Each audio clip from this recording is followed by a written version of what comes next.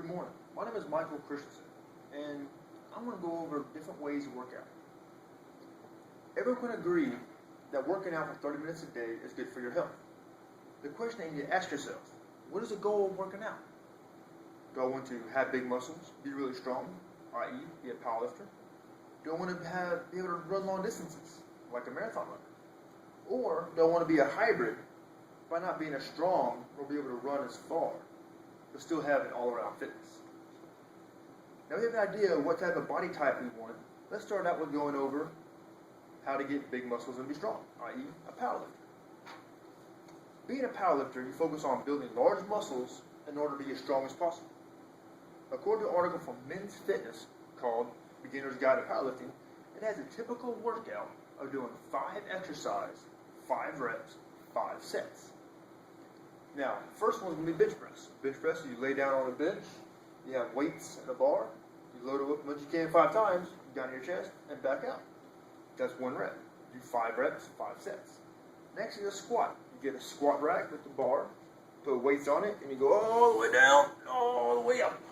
5 times, 5 reps, 5 sets. Next is deadlift. You put bars on the ground, come from the ground all the way up, and back down. That's 1 rep. That's a deadlift.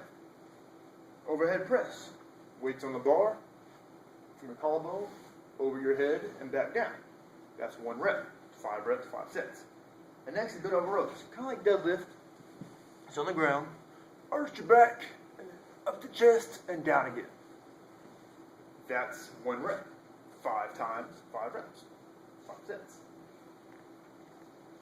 Now, the downside of focusing only on getting strong is that you don't have a really large endurance to run long distances.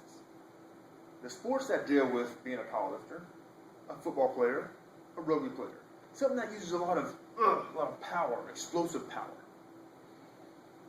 Now you have an understanding of what we need to do in order to be a powerlifter. Let us move on to being a marathon runner, i.e. long distance. Being a distance runner, they focus on having a low body fat and be able to run all day long. In an article from active.com titled How to Run Your First Marathon, it has a beginner's running workout that is focused on building your endurance while running a couple miles per week and gradually amps up to running 20 plus miles over 1 week during a 6-month time frame. Now, the downside of focusing only on running long distances is that you will not have any muscle power. Now, sports that involve heavy running, track, marathons, and soccer. Now you have an understanding of what you need to do in order to be a distance runner. Let's move into how to become both a powerlifter and a distance runner. Being a hybrid means that you'll be able to move heavy weights while at the same time being able to run long distances. One of the most popular hybrid programs is called CrossFit. Now, on the CrossFit website, it states the aim of CrossFit is to forge a broad, general, and inclusive fitness. We have sought to build a program that will best prepare trainees for any physical requirement, not only for the unknown, but for the unknowable. Now, workouts. They try to use less weights, meaning only the basics that you'll need. They focus on core workouts, flexibility, and endurance training. For the core workouts, they focus on the large muscles, the legs, squats, deadlifts, pull-ups, get a bar, pull up over your chin, back down, and then your abs, your core. They also work on flexibility, being able to stretch, being able to have touch your toes.